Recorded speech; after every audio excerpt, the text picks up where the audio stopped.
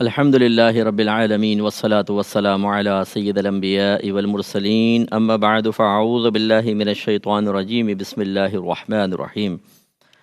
الحمدللہ، جیسے کہ آپ کے علم میں ہے کہ ہم خواجہ صاحب اور تصوف کا موضوع لے کر چل رہے ہیں، اور یہ وہ عظیم ہستی ہیں کہ تصوف کا ذکر کیا جائے اور خواجہ صاحب کا ذکر نہ ہو تو ذکر تصوف یقیناً ادھورا رہے گا اور اس میں نقص رہے گا، کیونکہ یہ وہ ان نفوس قدسیہ میں سے ہیں کہ جنہوں نے اللہ تبارک و تعالیٰ کے دین کی سربلندی کے لیے اور اپنے اکابرین کی تعلیمات، ان کے طرز عمل، ان کا اخلاق، ان کے کردار کو ایک عملی صورت میں پیش کرنے کے لیے خود کو رول ماڈل بنایا، اور قیامت تک کے لوگ ان کے تذکرے کرتے رہیں گے اور ان کی زندگی کے مختلف پہلوؤں پر غور و تفکر کر کے اپنے درجات کی بلندی کا سامان کرنے کا اہتمام کرتے رہیں گے۔ اور یہ ہمارے لیے سعادت کی بات ہے کہ اللہ تعالیٰ نے ہمیں جہاں اپنے حبیب کی امت میں پیدا فرمایا، مسلمان بنایا، اہل محبت میں سے بنایا کہ ہم نبی کریم صلی اللہ علیہ وسلم سے پیار اور محبت کرتے ہیں، وہیں اللہ تعالیٰ نے ہمیں ان عظیم ہستیوں سے پیار کرنے والا بنایا، ان کا ادب و احترام کرنے والا بنایا، ان کی زندگی پہ غور و تفکر کر کے اپنی زندگیوں کے نقص کو پہچان کر اس کو دور کرنے کی سعادت حاصل کرنے والا بنایا۔ یہ اس پر ہمیں اللہ کا شکر ادا کرنا چاہیے۔ تو چونکہ ہمارا موضوع تصوف ہے، اب تصوف میں ایک اور چیز بہت ہی امپورٹنٹ ہوتی ہے، اور جب ہم اس وصف کو خواجہ صاحب میں تلاش کرتے ہیں تو زندگی کا ایک ایک لمحہ اس وصف سے متصف نظر آتا ہے، اور وہ وصف ہے تقویٰ، پرہیزگاری۔ کیونکہ تصوف ہو اور پرہیزگاری نہ ہو، وہ شخص کبھی بھی نہ درجہ ولایت تک پہنچ سکتا ہے، نہ وہ لوگوں میں حقیقتاً عزت پا سکتا ہے، اور اگر کوئی جعلی پن سے کسی طریقے سے پا بھی جائے تو وہ اللہ تعالیٰ کی بارگاہ میں کبھی مقام نہیں پا سکتا۔ تو اس لیے اگر آپ پہلے ہم تقوی کے اوپر تھوڑا سا کلام کرتے ہیں تاکہ ہمیں سمجھ میں آئے کہ یہ کیا وصف ہے، اور اس کے بعد خواجہ صاحب کی حیات طیبہ، اور پھر مطلقاً ہم آج کل کے دور کے اعتبار سے تقوی کے بارے میں غور و تفکر کر کے ان امور پر توجہ کریں گے کہ جن کو ہم بعض اوقات تقوی سمجھتے ہیں یا تقوی کی ظاہری علامات سمجھتے ہیں، حالانکہ ان کا تقوی سے کوئی تعلق نہیں ہوتا ہے۔ تو یہ آسان الفاظ میں سمجھ لیں کہ تقوی ایک وصف قلبی کا نام ہے۔ جب قلب میں یہ وصف پیدا ہوتا ہے، یہ خوبی پیدا ہو جاتی ہے، تو انسان ہر صغیرہ کبیرہ ظاہری باطنی گناہ سے بچ جاتا ہے، ٹھیک ہے نا؟ تو اور یہ وصف کیسے پیدا ہوگا؟ لازم بات ہے کہ صغیرہ کبیرہ ظاہری باطنی گناہ سے بچنے کے لیے پہلے علم درکار ہوتا ہے۔ جب انسان علم سیکھ لیتا ہے، اس کی روشنی میں وہ دیکھتا ہے کہ اللہ نے کس کام کے کرنے کا حکم دیا، اس کو بجا لاتا ہے، کن شرائط کے ساتھ کن طریقوں سے پورا کرنا ہے، وہ ان شرائط ان طریقوں کو اختیار کرتا ہے، اور کن چیزوں سے اللہ نے بچنے کا حکم دیا ہے وہ پوری ہمت کے ساتھ ان سے بچتا ہے۔ اسے یہ بھی پتہ ہوتا ہے کہ کہاں ضرورتاً بامر مجبوری میں ممنوعہ چیز کا ارتکاب کر سکتا ہوں اور کس حد تک، لہٰذا وہ شرعی رعایتوں سے فائدہ حاصل کرتا بھی نظر آتا ہے۔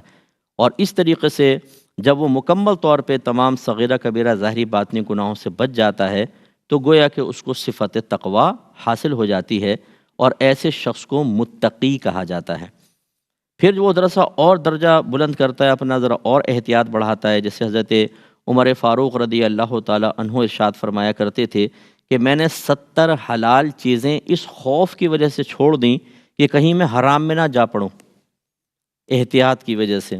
تو جب آدمی مزید تقوی کی طرف بڑھتا ہے، اس کے تقوی میں وصف میں ترقی ہوتی ہے، تو پھر وہ ان امور کو بھی ترک کر دیتا ہے جو اس کے لیے مباح ہوتے ہیں، جائز ہوتے ہیں، لیکن اس خوف کی وجہ سے کہ کہیں میں غلط چیز میں نہ پڑ جاؤں۔ جیسے سوشل میڈیا پر خواہ مخواہ جانا، کوئی آدمی اس وجہ سے چھوڑ دے کہ ضرورت تو ہے نہیں، یا فی الحال مجھے ضرورت نہیں ہے، جاؤں گا خواہ مخواہ کوئی خدا نخواستہ غلط چیز پہ نگاہ پڑ جائے، کچھ ہو جائے، تو یہ اس کا مطلب ہے اب جانا تو جائز تھا اس کے لیے، لیکن اس نے ایک حلال اور مباح چیز کو کیوں چھوڑ دیا؟ اس خوف کی وجہ سے کہ میں خطرے میں پڑ جاؤں گا۔ تو پھر وہ بہت سی ایسے امور کو ترک کرنا شروع کر دیتا ہے جو اس کو گناہ کی طرف لے جا سکتے ہیں۔ اس کے بعد پھر اور جب درجہ بلند ہوتا ہے تو وہ اخلاقی برائیوں کو ختم کرتا ہے، ہر اس چیز کو ختم کر دیتا ہے کہ کوئی دیکھ کر کہے یہ چیز صحیح نہیں ہے۔ اس کا ظاہر باطن، اس کا طرز عمل، اس کا رویہ، اس کے اخلاق اتنے خوبصورت ہو جاتے ہیں کہ دشمن بھی اگر اس کے اندر کوئی خرابی تلاش کرنے لگے تو اس کو نہ ملے۔ جیسے میرے آقا صلی اللہ علیہ وسلم نے اعلان نبوت سے پہلے 40 سال گزارے، پھر اعلان نبوت فرمایا، اعلان نبوت کے ساتھ ہی سب نے پلٹا کھا لیا اور ان کفار نے آپ پہ الزام لگانا شروع کیے۔ لیکن آپ نے دیکھا کہ اس دشمنی میں شدید ترین ہونے کے باوجود نبی کریم صلی اللہ علیہ وسلم کی 40 سالہ زندگی کا کوئی کمزور پہلو نکال سکا؟ کہ آپ واقعہ میں تبلیغ کر رہے ہیں، 25ویں سال میں آپ نے یہ نہیں کیا تھا، 30ویں سال میں میرے ساتھ اس سفر میں آپ نے یہ نہیں کیا تھا؟ نو، اس کا مطلب ہے بالکل بے داغ زندگی۔ ابھی اعلان نبوت نہیں ہوا لیکن نبی کریم صلی اللہ علیہ وسلم کے وصف تقوی کی ترقی دیکھیے، اس کے اثرات کو دیکھیے کہ دشمن بھی کوئی چیز نہ نکال سکا، اور اعلان نبوت کے بعد تو پھر اور زیادہ ترقیاں۔ تو یوں یہ ایک اور درجہ ہوتا ہے۔ پھر ایک اور اس کے بعد درجہ ہوتا ہے کہ جو صوفیہ بعض اوقات اس کو ذکر کرتے ہیں، اور وہ عوامی درجہ نہیں ہوتا، کہ دل کو اللہ کے ماں سوا سے خالی کر لینا۔ ان کے نزدیک غیر اللہ کا اگر خیال آئے اس طرح کے استغراق اور پوری توجہ اس طرف ہو جائے، وہ اس کو بھی تقوی کے خلاف سمجھتے ہیں۔ حضرت جنید بغدادی صاحب علیہ الرحمہ فرماتے ہیں، اے لوگو تم یہ سمجھتے ہو میں تم سے کلام کر رہا ہوں، حالانکہ 20 سال ہو گئے میں بات بظاہر تم سے کرتا ہوں لیکن حقیقتاً اپنے رب سے ہم کلام ہوتا ہوں۔ یعنی کیا مطلب کہ جب اس درجے پہ آدمی پہنچتا ہے، وہ شادی بھی کرتا ہے، اس کے بچے بھی ہوتے ہیں، اس کے دوست احباب بھی ہوتے ہیں، لیکن اس کی توجہ ایک لمحے بھی اللہ سے ہٹتی نہیں ہے۔ کوئی چیز اسے اللہ کی یاد سے غافل نہیں کرتی۔ وہ بظاہر اپنے دوستوں سے باتیں کر رہا ہوتا ہے لیکن اس کی توجہ اللہ کی طرف بھی بالکل یکساں رہتی ہے۔ یہ بہت ہی اونچا درجہ ہوتا ہے جو عام لوگوں کو حاصل یقیناً نہیں ہوتا۔ عوامی تقویٰ یہی ہے کہ ہر صغیرہ کبیرہ ظاہری باطنی گناہ سے انسان اپنے آپ کو بچائے، اور یہ بھی اس دور کے اعتبار سے تقوی کی بہت بڑی منزل ہے، کیونکہ یہی علم نہیں ہے کہ صغیرہ کیا ہے کبیرہ کیا ہے، تو کیا بچے گا آدمی، وہ اسی میں ہم پورے نہیں اترتے۔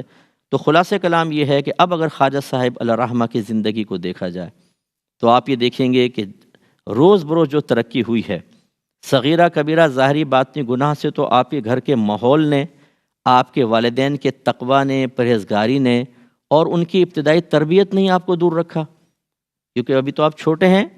نابالغ سے تو کوئی خدا نخواستہ گناہ بھی ہو جائے تو اس کے نام اعمال میں گناہ نہیں لکھا جاتا، وہ مرفوع القلم ہوتا ہے۔ لیکن آپ کی جوانی کی جو تمہید تھی وہ اتنی کامل تھی، جو نشاندہی کر رہی تھی کہ شعور کی بلوغت، اور اس کے بعد عمر کی بلوغت کے بعد یہ کیا کرنے والے تھے۔ تو شروع سے ہی ان کاموں کو بھی چھوڑ دیا۔ جیسے ہماری گفتگو ہوئی تھی کہ بعض وقت بچے آفر کرتے کہ ہمارے ساتھ کھیلیں، تو آپ فرمایا کرتے کہ ہمیں اس لیے پیدا نہیں کیا گیا۔ بعض اوقات ہاتف غیبی سے آواز آتی تھی، اے معین آپ اس لیے پیدا نہیں ہوئے کہ آپ کھیلیں۔ آپ دیکھیں یہ کھیل کود جو ہیں کوئی گناہ تو نہیں ہے، اس کا ہلکا درجہ مباح ہے، غلط کام کریں گے تو چلو گناہوں کی طرف جائے، لیکن خواجہ صاحب علیہ الرحمہ اس درجے کو بچپن میں پا رہے ہیں جو درجہ بہت جاگے آگے آتا ہے کہ آدمی صغیرہ کبیرہ گناہ سے بچے، اخلاق اچھے کر لے، پھر غیر ضروری تمام چیزوں کو چھوڑ دے۔ آپ بچپن سے ہی جس کی تمہیدی تقوی کے اس درجے تک پہنچی، اندازہ کریں کہ اس کی انتہا کا عالم کیا ہوگا۔ اور پھر پوری زندگی آپ نے باقاعدہ علم سیکھنا، سفر کیا، سفر میں بالکل شریعت کی اتباع، علم دین سیکھا، شریعت کی اتباع، حتیٰ کہ جب آپ کو اللہ تعالیٰ نے مقام عروج عطا فرمایا ظاہری اعتبار سے، ایک تو باطنی عروج تو تھا ہی تھا، ظاہری اعتبار سے کیا کہ مخلوق خدا کو آپ کی طرف متوجہ کر دیا۔ تو اکثر ایسا ہوتا ہے کہ جب مخلوق ہماری طرف آتی ہے تو انسان خالق کی طرف سے بے پرواہ ہو جاتا ہے۔ وہ بعض اوقات ایسا ہوتا ہے کہ اس کے قلب پر دنیا کی محبت غالب ہو جاتی ہے۔ آپ نے لاکھ نذرانہ دیا، 5 لاکھ کی گڈی، 10 لاکھ آپ نے دیے، گاڑی کی چابی آپ نے دی، فلیٹ کی چابی آپ نے دی، دکان کی چابی آپ نے دے دی، بہت سارے باغات آپ نے دے دیے، تو پھر وہ دل تیزی کے ساتھ مائل ہو سکتا ہے۔ جس کو ذرا بھی تقوی میں کمزوری حاصل ہو یا تقوی حاصل نہ ہو لیکن بیٹھے بٹھائے بزرگی مل جائے، اس کے لیے ایسے موقع پر اپنے آپ کو تقوی سے متصف رکھنا بہت مشکل ہے۔ لیکن قربان جائیں ہمارے خواجہ صاحب پر کہ مخلوق خدا آپ کی طرف مائل ہے، لوگ اپنی جانیں آپ کے قدموں پہ قربان کرنے کے لیے تیار ہیں، لیکن مجال ہے کہ کسی کی 1 دینار یا درہم آپ لے لیں، بالکل خودداری کے ساتھ، دنیا کی اس سے کنارہ کشی کے ساتھ، بظاہر مخلوق کے ساتھ لیکن حقیقتاً اپنے رب کے ساتھ رہ کر آپ نے زندگی گزاری، ورنہ آپ کے پاس خزانوں کی کمی ہوتی؟ آپ تو اتنا جمع کر سکتے تھے کہ قیامت تک آپ کی نسلیں کھاتیں، لیکن آپ نے جمع کیا، وہ کیا تھا؟ تقوی، پرہیزگاری، آخرت کے درجات، اور وہ تعلیم کہ جس تعلیم کو، اور وہ سیرت اور کردار کہ جس سیرت و کردار کو لوگوں کے سامنے بیان کیا جائے گا اور لوگ اس سے ہدایت حاصل کر کے قیامت تک کے لیے اللہ کی بارگاہ میں مقبول ہوتے رہیں گے۔ اس لیے یاد رکھیں کہ تصوف اور تقوی ان میں آپس میں کوئی منافات نہیں، بلکہ یہ لازم و ملزوم ہیں۔ متقی ہی صوفی ہو سکتا ہے، اور صوفی کے لیے تقوی انتہائی ضروری ہے۔ اگر کوئی یہ سمجھے کہ جی خالی میں گیٹ اپ چینج کر لوں اور میں متقی بن جاؤں گا اور تصوف حقیقتاً مجھے حاصل ہوگا، کبھی نہیں ہو سکتا۔ اس طرح خاندان سے وابستگی سعادت کی بات ہے، نسبت بہت بڑی چیز ہے، اس کا ادب بھی ہے، احترام بھی ہے، لیکن اس کا مطلب یہ نہیں ہے کہ نسبت حاصل ہو جانے کے بعد انسان حقیقت تقوی تک پہنچنے کے راستے کو چھوڑ دے۔ بی بی فاطمہ رضی اللہ تعالی عنہا شہزادی کونین ہیں، لیکن کیا صاحبزادی ہونے کے زوم میں یا اس خیال کے تحت آپ نے شریعت کی اطاعت چھوڑ دی؟ آپ نے تقوی چھوڑا؟ آپ نے پرہیزگاری چھوڑی؟ نہیں، بلکہ جب آپ کو پتہ چلا کہ حبشہ کے اندر عورتوں کا جب انتقال ہوتا ہے تو انہیں ایک ایسی چرپائی پہ لٹا کر جنازہ کو لے کر جاتے ہیں جس کو چاروں طرف سے ڈھک دیا جاتا ہے، فرمایا میرے جنازے کو ایسی اٹھانا۔ اور ایک روایت میں فرمایا کہ جب میں فوت ہو جاؤں تو رات میں میرا جنازہ اٹھانا، کہ میں نہیں چاہتی کہ میرے جنازے پر بھی کسی نامحرم کی نگاہ پڑے۔ اندازہ کریں کہ نسبت حاصل ہے، لیکن معاملہ دیکھ لیں۔ پھر حسنین کریمین کو دیکھیں، نبی کریم صلی اللہ علیہ وسلم اپنی زبان اقدس سے قطعی بشارت دے رہے ہیں کہ یہ جنتی نوجوانوں کے سردار ہیں۔ شک ہو سکتا تھا اس میں، لیکن کیا ان جنتی نوجوانوں کے سردار نے اس بشارت کو سننے کے بعد اپنے طرز عمل میں، تقوی میں، پرہیزگاری میں کوئی کمی کی؟ نہیں کی۔ تو یہ چیز اچھی طرح سمجھ لیجئے کہ نسبت اپنے مقام پر ہوتی ہے، لیکن اس نسبت کا مطلب یہ نہیں ہے کہ کوئی تصوف کا دعویٰ کرے، صوفی بنے اور اس نسبت کو بنیاد بنا کر تقوی کا راستہ چھوڑ دے، وہ کبھی ترقی نہیں کرے گا۔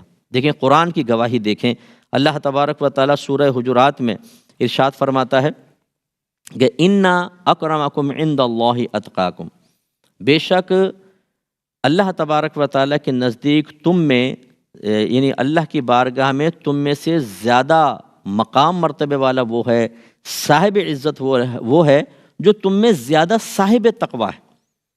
اور اگر آپ اس آیت کی ابتدا میں دیکھیں تو اللہ تعالیٰ نے قبائل کا ذکر کیا کہ ہم نے تمہیں قبائل بنائے، تمہیں خاندانوں میں تقسیم کیے، لِتَعَارَفُوا، تاکہ تمہارا باہم تعارف ہو۔ علماء فرماتے ہیں کہ اس کا مطلب یہ ہے کہ خاندان سے وابستگی صرف تعارف کے لیے ہے، حقیقتاً فخر کے لیے نہیں ہے۔ اللہ تعالیٰ نے آگے اس لیے فرمایا کہ بے شک اللہ کی بارگاہ میں تم میں سے سب سے زیادہ عزت والا وہ ہے جو صاحب تقوی ہو۔ اس کا مطلب یہ ہوا اگر خدا نخواستہ کوئی کسی خاندان سے وابستگی یا کسی نسبت کو بنیاد بنا کر تقوی کا راستہ چھوڑتا ہے، اب یہ اللہ کی مشیت پر موقف ہے، ہم حکم نہیں لگا سکتے کہ اس کا انجام کیا ہوگا، لیکن ظاہر شرع کو دیکھیں تو اس کے لیے احتساب زیادہ ہوگا۔ اس لیے خواجہ صاحب اگر ایک اعلیٰ خاندان سے تعلق رکھتے ہیں، سید ہیں، والدین حسن حسینی دریاؤں سے فیض پا رہے ہیں، لیکن کیا خواجہ صاحب نے تقوی کا راستہ چھوڑا ہے؟ یہ کیوں نہیں ہم سمجھتے کہ اگر ہم کسی خاندان سے وابستہ ہو جاؤ، اللہ نے ہمیں وابستہ کیا ہے، ہم کسی اچھی نسبت کو اپنے قدرت اور اختیار کے بغیر فقط اللہ کے کرم سے حاصل کیے ہوئے ہیں، کیونکہ آپ کس گھرانے میں پیدا ہوئے، میں کس گھرانے میں اختیار تھا؟ نہیں نا، اللہ نے قدرت و اختیار کے بغیر ہمیں اپنے کرم نوازی سے، اپنے فضل سے کسی گھرانے میں پیدا کیا۔ تو اب اس کو بنیاد بنا کر اگر ہم ہٹیں گے تو کیا یہ اکابرین کا راستہ ہے؟ ہرگز نہیں ہے۔ دیکھیے یہ آیت کب نازل ہوئی؟ اِنَّا أَكْرَمَكُمْ عِنْدَ اللَّهِ أَتْقَاكُمْ، جب فتح مکہ ہوا تو اللہ تبارک نبی کریم صلی اللہ علیہ وسلم فاتح کی حیثیت سے مکے میں داخل ہوئے، تو وہ پرانے لوگ بھی موجود تھے جنہوں نے اپنی آنکھوں سے دیکھا تھا کہ حضرت بلال رضی اللہ تعالیٰ عنہ ایمان لائے ہیں، آپ ابھی غلام ہیں، تو آپ کو تپتی ہوئی ریت پہ لٹا کر انتہائی تحقیرانہ سلوک کیا جاتا تھا کہ آپ کو لٹا کر آپ کے سینے پر چٹان رکھ دی جاتی تھی اور گرم ریت، ہل بھی نہیں سکتے تھے، یعنی اب گرمی جب چڑھتی تھی تو آپ کی کھال جلتی تھی، گوشت اور چربی جلتی تھی، اور اس طرح انگاروں پہ لٹا دیتے تھے تو کہا جاتا تھا کہ آپ کی چربی سے انگارے بجھ جاتے تھے۔ تو جب آپ نے ہجرت کے بعد ایک دفعہ اپنی قمیض اتار کے دکھائی، یعنی پیٹھ دکھائی، تو لوگوں کی چیخیں نکل گئیں کہ اتنی زخمی پیٹھ تھی، کچھ انتہا نہیں۔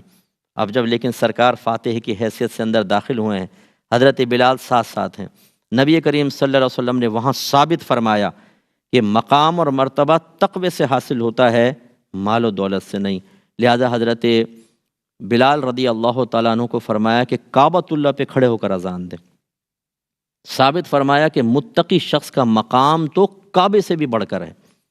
اور جب آپ نے کعبے پہ اذان دی تو بعض سرداروں کو یہ ناگوار گزرا، اس پر یہ آیت نازل ہوئی، انا اکرمکم عند اللہ اتقاکم، بے شک یہ سرداری نہیں، مال و متاع نہیں، اللہ کی بارگاہ میں زیادہ عزت والا وہ ہے جو صاحب تقوی ہوتا ہے۔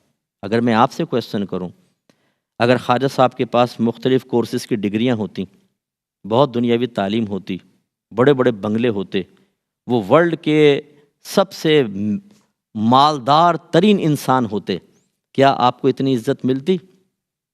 بولیں نہیں۔ یہ مادی اشیاء سے عزت کوئی ملتی ہے؟ دو جہاں کی نعمتیں ہیں ان کے خالی ہاتھ میں، بظاہر خالی ہاتھ ہیں، اصل تو یہ ہے تقوی، پرہیزگاری۔ تصوف کے اندر جب تقوی اور پرہیزگاری شامل ہو جاتی ہے تو برکت پیدا ہوتی ہے، پھر حقیقتاً وہ صورتحال ہوتی ہے کہ آپ اگر کسی پہ نگاہ ڈالیں گے اس کے دل کی دنیا بدل دیں گے۔ آپ خاموش بیٹھے ہوں گے، خواجہ صاحب کی برکت کیا تھی کہ لوگ آ کے خالی آپ کو دیکھتے تھے اور دل کی دنیا پلٹ جاتی تھی۔ وجہ کیا ہے کہ صاحب تقوی، پرہیزگار، متقی آدمی کے چہرے پہ ایک نور ہوتا ہے، اللہ تبارک و تعالیٰ اس کی شخصیت میں نور پیدا کرتا ہے، اس کی زبان میں تاثیر پیدا کرتا ہے۔ بعض اوقات لوگ کہتے ہیں یار ہم تلقین کرتے ہیں کوئی سنتا ہی نہیں ہے۔ سنے گا کیسے؟ پہلے تم تو سن لو۔ آپ اللہ کی نہیں سن رہے، رسول کی نہیں سن رہے، آپ بزرگوں کی نہیں سن رہے، اپنا طرز عمل چینج نہیں کر رہے، آپ عبادات اختیار نہیں کر رہے، آپ تقوی اختیار نہیں کر رہے، اور آپ نے تبلیغ کا جھنڈا ہاتھ میں اٹھا لیا کہ میں سارے زمانے کو بدل دوں۔ تو یہ بہت بڑے بڑے دانشور بیٹھے ہوتے ہیں جو خود شریعت پر عمل نہیں کر رہے ہوتے، لیکن شریعت کی بات کہہ رہے ہوتے ہیں، تو ان کے الفاظ اکثر کوئی ناراض نہ ہو لیکن ان کے الفاظ میں کھوکھلا پن واضح طور پہ محسوس ہوتا ہے۔ لوگ کیا سنیں گے؟ ایک خواجہ صاحب تھے، نہ ٹک ٹاک، نہ یوٹیوب، نہ ٹویٹر، نہ سوشل میڈیا، نہ واٹس ایپ، لیکن خواجہ صاحب ایک جگہ بیٹھ کر ان کی آواز پوری دنیا میں پہنچ رہی ہے۔ ہمارا پورا گلوبل ولیج بن چکا ہے، ہماری آواز نہیں پہنچ رہی دنیا تک، پڑوسی نہیں سن رہا، آج باپ کے اولاد نہیں سن رہی، بیوی تک کہنا نہیں مانتی ہے شوہر کا۔ آپ اندازہ کریں وجہ کیا ہے؟ صفت تقوی کو ہم نے چھوڑ دیا۔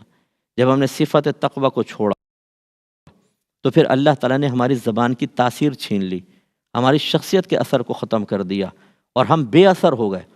پھر یہ بھی یاد رکھیں کہ جیسے آپ کو عرض کیا کہ تقوی کیا ہے؟ ایک صفت قلب۔ اب یہ ظاہراً نظر نہیں آتا کیونکہ دل کی کیفیت تو نظر نہیں آئے گی نا، ہم تقوی کو پہچانیں گے کیسے؟ ظاہر سے۔ تقوی کو کیسے پہچانیں گے؟ ظاہر سے، یعنی جس چیز کا تعلق قلب سے ہوتا ہے نا، تو قلب پہ تو ہم نگاہ نہیں ڈال سکتے، اس کی شناخت اور پہچان ہوتی ہے ظاہری علامات سے۔ لہٰذا ظاہری علامات کیا ہیں؟ کہ جو متقی پرہیزگار ہوگا وہ صاحب علم ہوگا، وہ علم سیکھے گا، وہ شریعت پر عمل کرے گا، وہ اپنے آپ کو گناہوں سے بچائے گا، وہ گندی دوستیاں نہیں کرے گا، گندے مقامات پر نہیں جائے گا، مقام تہمت پر نہیں جائے گا۔ پھر کوئی دیکھ کر یہ نہیں کہے گا آپ یہاں اس گندی جگہ پر، ایسا نہیں ہوگا۔ وہ بڑے احتیاط کے ساتھ زندگی گزارے گا، اسے فکر آخرت ہوگی، وہ موت کو یاد کرے گا، عذابات قبر کو یاد کرے گا، میدان محشر میں اللہ کی بارگاہ میں کھڑے ہو کر اپنی زندگی کے ایک ایک لمحے کا حساب و کتاب دینے کے بارے میں غور کرے گا۔ اس کی زندگی بڑی محتاط زندگی آپ دیکھیں گے، وہ اپنے وقت کو ضائع کرتا ہوا نظر نہیں آئے گا۔ یہ ہے صاحب تقوی کی ظاہری علامات جو اللہ نے شروع میں بیان فرمائی، ذالک الکتاب لا ریب فیہ ھدی للمتقین۔ وہ کون؟ الذین یؤمنون بالغیب ویقیمون الصلاۃ ومما رزقناہم ینفقون۔ یہ جو آگے علامات اللہ نے بیان فرمائی، یہ ظاہری علامات ہیں۔ جو تقوی کی کچھ علامات ہیں، ساری نہیں ہیں۔ اس کا مطلب یہ ہوا کہ کوئی گناہ نہ چھوڑے، نیک نہ بنے، اور یہ جو میں نے امور ذکر کیے ان کے قریب بھی نہ آئے لیکن ظاہری گیٹ اپ بدل لے، تو کیا وہ متقی ہو جائے گا؟ ہمارے یہاں ہو رہا ہے، کہتے ہیں صاحب ان سے ملیے، بڑے متقی آدمی ہیں، اب سر سے پاؤں تک دیکھ لیں تو کچھ صفت تقویٰ کی کوئی علامت تو نظر نہیں آتی۔ کیسے متقی ہیں؟ ماشاءاللہ مسجد میں ہر مہینے 10,000 چندہ دیتے ہیں، ماشاءاللہ 20 دے کے پکا کے غریبوں میں بانٹتے ہیں۔ ارے بھائی یہ صفت تقویٰ اس سے کیسے وابستہ ہو گئی؟ چلو آپ یہ کہہ سکتے ہیں کہ جو متقی ہوگا شاید وہ ایک کام یہ بھی کر لے، لیکن ٹوٹل اسی کو آپ نے تقوی کا نام دے کر اور اس کو متقی بھی کہہ دیا۔ اور حیرت انگیز بات یہ ہے کہ اگر یہ سفید کوٹ پہن لیں اور گلے میں اسٹیتھوسکوپ لٹکا لیں اور میں کہوں ڈاکٹر صاحب السلام علیکم، اور یہ خوش ہو کے کہیں آپ نے پہچانا وعلیکم السلام، تو میں بھی بے وقوف اور یہ بھی بے وقوف۔ اب جو غیر متقی ہے وہ ایک آدھ چیز اپنا کے اگر کوئی اس کو کہہ رہا ہے آپ متقی ہیں تو اس کو سوچنا چاہیے میں کہاں سے متقی ہو گیا، لیکن کہنے والے کو بھی نہیں پتا کہ صفت تقویٰ کیا اور متقی کون ہوتا ہے، اور جو یہ تمغہ صدارت قبول کر رہا ہے اسے بھی نہیں پتا کہ میں کیا کر رہا ہوں، وہ اسی میں خوش ہو رہا ہے۔ تو اس لیے ہمیں لازم ہے کہ اپنے اکابرین کی زندگی کا مطالعہ کریں۔ وہ ایک ماں بہل امتیاز ہے، اگر آپ غور کریں ماں بہل امتیاز۔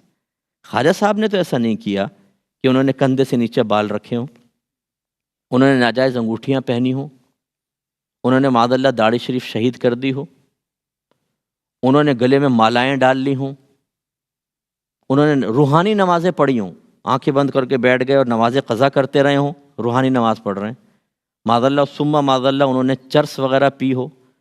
اب آپ دیکھیں کہ بہت سارے اس طرح کے لوگ جو سادہ لوگ مسلمان، جن کو پتہ ہی نہیں کہ تقویٰ کیا ہوتا ہے، تصوف کیا ہوتا ہے، پرہیزگاری کیا ہوتی ہے، نبی کریم صلی اللہ علیہ وسلم کی تعلیمات پر عمل کر کے اپنے آپ کو شریعت کا ایک چلتا پھرتا نمونہ بنانا کیا ہوتا ہے، کس کی پیروی کرنی ہوتی ہے، وہ ان لوگوں سے متاثر ہو جاتے ہیں۔ بابا آتے ہیں، بڑے متقی بابا ہیں، وہ متقی بابا اس کا تقویٰ ہے نماز سے بچتا ہے، روزے سے بچتا ہے، غسل کرنے سے بچتا ہے، وہ پاکیزہ کلمات سے بچتا ہے، ماں بہن کی گالیاں بکتا رہتا ہے، یعنی اس کا تقویٰ دوسری طرف ہی چلا گیا ہے۔ اس کو کہتے ہیں شیطانی تقویٰ، کہ جس سے بچنا چاہیے اس سے نہیں بچتا، اور جس سے نہیں بچنا چاہیے اس سے بچنا شروع کر دیتا ہے۔ کس سے نہیں بچنا چاہیے؟ بھائی علم سیکھو، اس سے نہ بچو، وہ اس سے بچے گا، نماز نہیں پڑھے گا، وہ روزہ نہیں رکھے گا، وہ حرام کاموں سے نہیں بچے گا۔ لیکن ہم سمجھتے ہیں کہ یہ اللہ کے ولی ہیں۔ خدا را خواجہ صاحب کی زندگی کا مطالعہ کر کے دیکھیں نا، ان کو ایک آئینہ بنائیں، اور اس قسم کے جو ڈھکوسلے باز لوگ ہیں ان کو اس آئینے کی روشنی میں دیکھیں، ذرا عکس نظر آتا ہے کہ نہیں آتا؟ نہیں آئے گا آپ کو۔ یہ بالکل ایسا ہے جیسے یہ کھڑا ہو تو آگے شیشے میں ریچھ نظر آ جائے، تو یہ کیا مان لے گا میں ہوں؟ نہیں۔ جب آپ بزرگوں کے آئینے کے اندر آپ جب کسی کو سامنے رکھتے ہیں، وہ ہے آئینہ، وہ بتائے گا کہ یہ عکس واقعی ہے کہ نہیں ہے۔ اب خواجہ صاحب صاحب علم، ظاہری علوم سیکھے، یہ جاہل، وہ متبع شریعت، یہ شریعت کا خون کرنے والے، وہ عورتوں سے بچنے والے، یہ عورتوں کے قریب رہنے والے، وہ بالکل شریعت کے مطابق بال بنائیں، اپنا طرز عمل سنت کے مطابق رکھیں، یہ سنت کا خون کرنے والے۔ پھر کیسے یہ بزرگ ہو سکتا ہے اور کیسے ولی ہو سکتا ہے؟ اس چیز کو سمجھنے کی ضرورت ہے۔ اللہ تبارک و تعالیٰ سے دعا ہے کہ رب کریم ہم سب کو حقیقتاً خواجہ صاحب جیسے بزرگوں کے طرز عمل کی روشنی میں صفت تقویٰ سے متصف ہونے کی توفیق عطا فرمائے، آمین۔ وآخر دعوانا ان الحمدللہ رب العالمین۔ السلام علیکم۔ سوال یہ ہے کہ موجودہ دور میں جبکہ برائی اتنی عام ہے، کیا کوئی آدمی متقی ہو سکتا ہے؟ جی دیکھیں، مشکل ضرور ہے، اور اگر کوئی اس مشکل کو تقریباً ناممکن کہے تو پھر بھی میں اس کو بیجا نہیں کہوں گا، چلو اس کی اپنی ذاتی رائے ہے، لیکن ذرا غور کیجئے گا۔ اللہ تبارک و تعالیٰ نے قرآن عظیم میں ارشاد فرمایا، یا ایھا الذین آمنوا ادخلوا فی السلم کافہ، اے ایمان والو اسلام میں پورے داخل ہو جاؤ۔ اور یقینی سی بات ہے قرآن قیامت تک کے لیے ہے، اور کوئی اس کا انکار نہیں کر سکتا کہ اللہ تبارک و تعالیٰ جانتا ہے کہ قیامت تک کیا ہونے والا ہے، کتنا ماڈرن زمانہ آئے گا، برائیاں کتنی عام ہو جائیں گی۔ اس کے باوجود اللہ کا بندوں کو مکلف بنانا کہ اسلام میں پورے داخل ہو جاؤ، یہ ثابت کرتا ہے کہ اللہ تعالیٰ ایسے کام کا حکم تو نہیں دے گا جو ناممکن ہو۔ یقیناً، کیونکہ لا یکلف اللہ نفسا الا وسعها، اللہ تعالیٰ خود فرماتا ہے کہ اللہ تعالیٰ کسی جان کو اس کی ہمت سے زیادہ آزمائش میں مبتلا کرتا ہی نہیں۔ اس کا مطلب ہے کہ آج بھی پاسبل ہے کہ کوئی مکمل طور پہ دین پر چل سکے، اور دین پر چلنے کا نام ہی دوسرا نام اگر میں لوں تو اسی کو تقویٰ کہیں گے، کیونکہ جب دین پہ چلیں گے آپ صغیرہ کبیرہ ظاہری باطنی گناہ چھوڑیں گے، آپ دین کی تعلیمات کو اختیار کریں گے، اور صغیرہ کبیرہ ظاہری باطنی گناہ تو اس کے منافات ہے، بالکل تباین کی نسبت ہے، یہ علیحدہ، وہ بالکل اس کا جسٹ اپوزٹ ہے۔ اس کا مطلب ہے قیامت تک انسان متقی بن سکتا ہے۔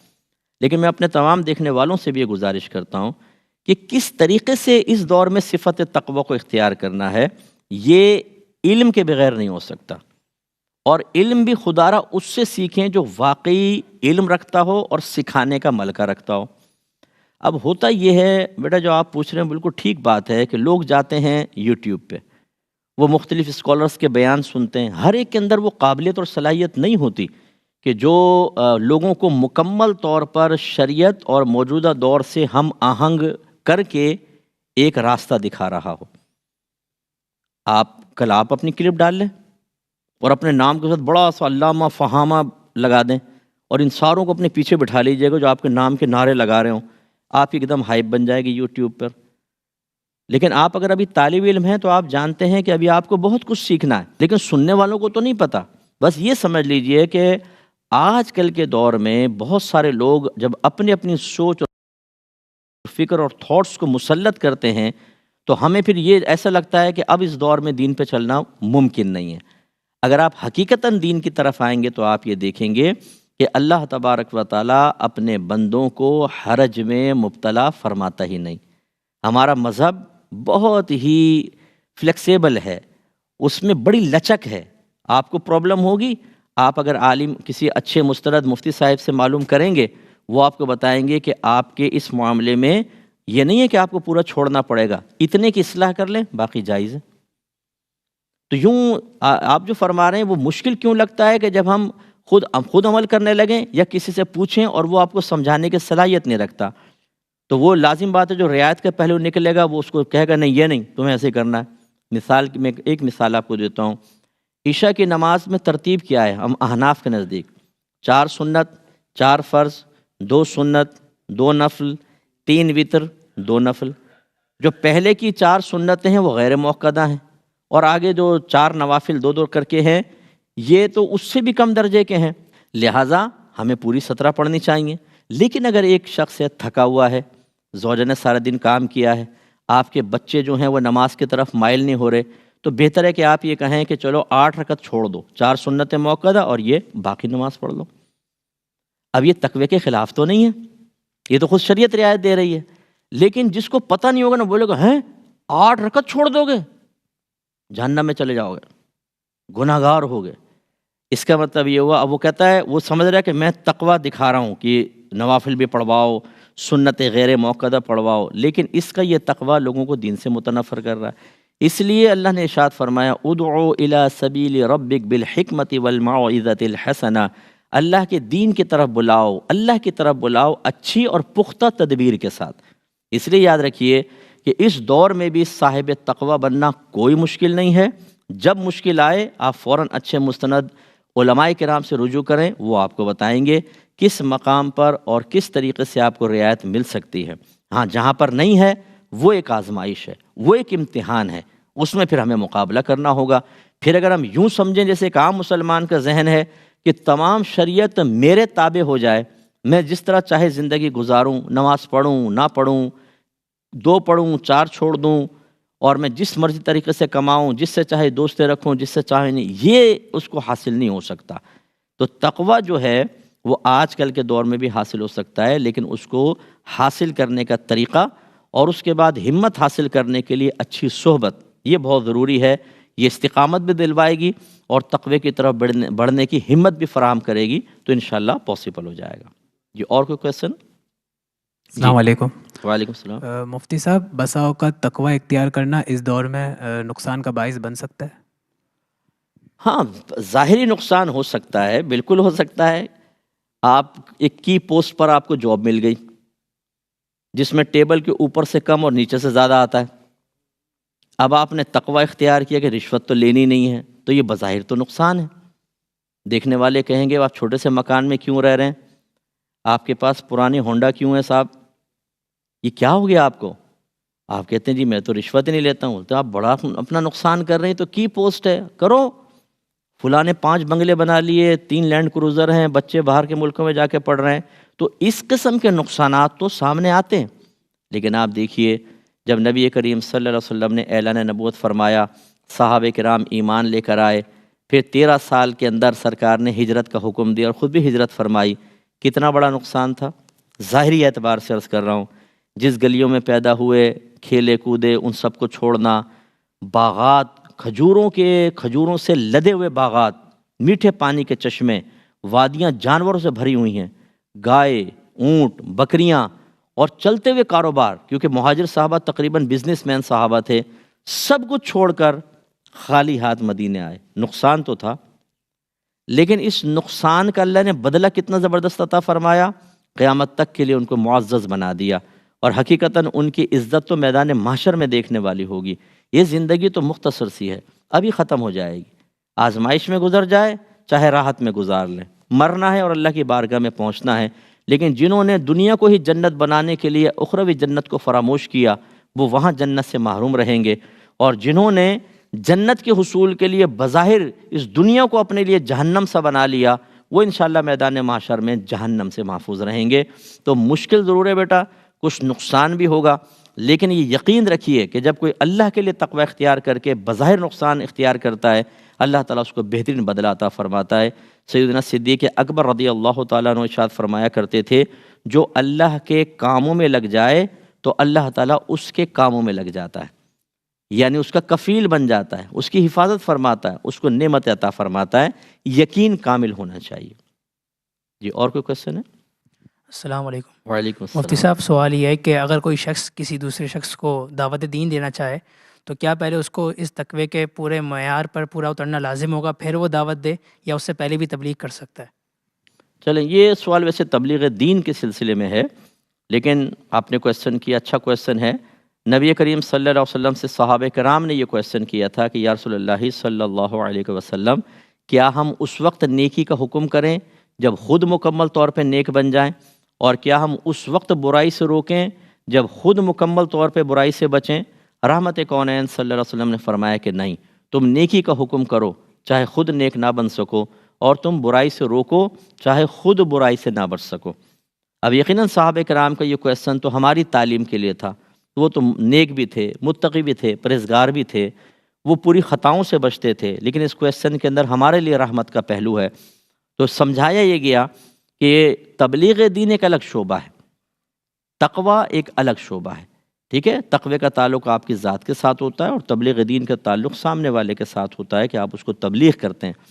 تو لہٰذا تقوی اگر اختیار نہیں بھی کیا گیا تو چونکہ تبلیغ کا تعلق سامنے والے سے ہے تو آپ کو تبلیغ تو کرنی ہی ہوگی، لیکن یہ ضرور ہے کہ متقی کی تبلیغ میں اور اعلانیہ طور پہ جو تقوی کے خلاف امور اختیار کرتا ہے اس کی تبلیغ میں زمین آسمان کا فرق ہوگا۔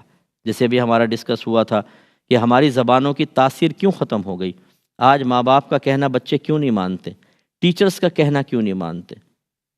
وجہ اس کی یہ ہے کہ ٹیچرز خود خلاف شرع کام کر رہے ہوتے ہیں، 10 کام اگر خلاف شرع کر رہے ہیں اور 11ویں میں بچے کو منع کر رہے ہیں تم ایسا نہ کرو، تو اس کے ذہن میں آتا ہے 10 کام تو خود غلط کر رہے ہیں۔ ایسے ہی ماں باپ خود غلط کام کر رہے ہوتے ہیں، لیکن وہ بچوں کو بعض اوقات دین سکھانے کی کوشش کر رہے ہوتے ہیں تو بچے قبول نہیں کرتے۔ حالانکہ بچوں کے لیے میری یہ گزارش یہ ہے کہ آپ یہ نہ دیکھیں کہ کون کہہ رہا ہے، یہ دیکھیں کیا کہہ رہا ہے۔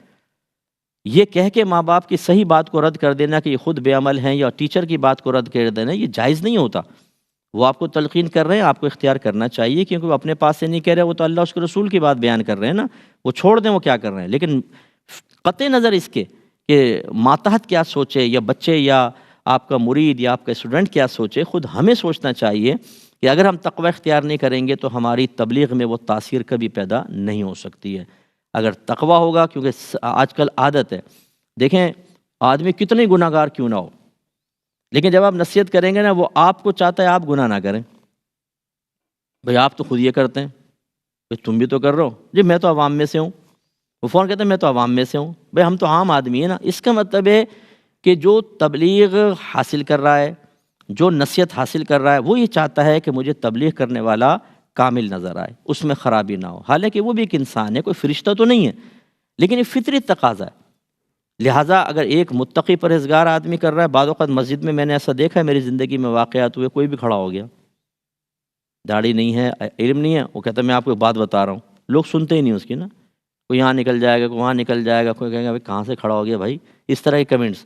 اور اس کے برعکس اگر ایک بعمل امامہ پہنا ہے، داڑھی ہے، صاحب علم ہے، یہ امام صاحب جیسے عالم ہے، وہ کہیں گے تو لوگ غور سے سنیں گے۔ اس کا مطلب یہ ہوا کہ تقویٰ اور اس کی ظاہری علامات کا اختیار کیا جانا آپ کی زبان کی تاثیر میں فرق لاتا ہے۔ اگر آپ اختیار کریں گے، زبان کی تاثیر بڑھے گی، تبلیغ آسان ہوگی، معاشرہ تبدیل ہوگا، اور نہیں کریں گے تو نہیں ہوگا۔ ایک مختصر سا واقعہ آپ کو عرض کرتا ہوں کہ ایک بزرگ تھے، ایک شہر میں گئے تو وہاں ایک قاضی صاحب واز کر رہے تھے، لوگ رونے لگے نا اس کا واز سن کے، اتنا زبردست، لیکن جب آپ باہر نکلے تو کرپشن بہت زیادہ۔ کہا کہ یہ کیا بات ہے، اس کی یہ زبان کی تاثیر وقتی کیوں ہے؟ گھر پہنچ گئے صاحب، اس کی کنیز نکلی، وہ پہچان گئے کہ بزرگ ہیں۔ فرمایا میں تمہیں سے پوچھتا ہوں، سچ سچ بتانا، یہ قاضی آ کے کیا کرے گا؟ اس نے کہا بھی جب واپس آئیں گے نا تو کہیں گے شراب لے کر آ، اور پھر جب شراب کا گلاس ہاتھ میں پکڑیں گے تو مجھے کہیں گے کہہ اللہ تعالیٰ رحمان رحیم ہے، میں کہوں گی، اس کے بعد پینے لگ جاتے ہیں۔ حضرت نے فرمایا آج جب وہ یہ کہے نا تو تم جواب میں کہنا کہ وہ رحمان و رحیم ہے لیکن قہار و جبار بھی ہے۔ اس نے کہا ٹھیک ہے۔ قاضی صاحب آئے، گلاس پکڑا، اس کو کہا کہ اس نے وہ جملہ کہا تو گلاس ہاتھ سے گر گیا۔ یہ تجھے کس نے بتایا؟ کہا فلاں بزرگ نے۔ اب وہ شرمندہ ہوا، آیا، توبہ کی، اور اس کے بعد جب اس نے جا کر اس توبہ کرنے کے بعد تبلیغ شروع کی، زمانہ بدل گیا، معاشرہ بدل گیا، لوگوں نے ایسا اثر قبول کیا کہ کرپشن ختم ہونا شروع ہو گئی۔ اس کا مطلب یہ ہوا کہ جب انسان اپنے طرز عمل کو بدل لیتا ہے تو اللہ تعالیٰ اس کی برکات معاشرے میں، زمانے میں دکھاتا ہے۔ اللہ تعالیٰ مجھ گناہ گار کو بھی اور خواجہ صاحب کے صدقے میں آپ اچھے لوگوں کو بھی عمل کی توفیق عطا فرمائے۔ آمین۔ وآخر دعوانا ان الحمد للہ رب العالمین۔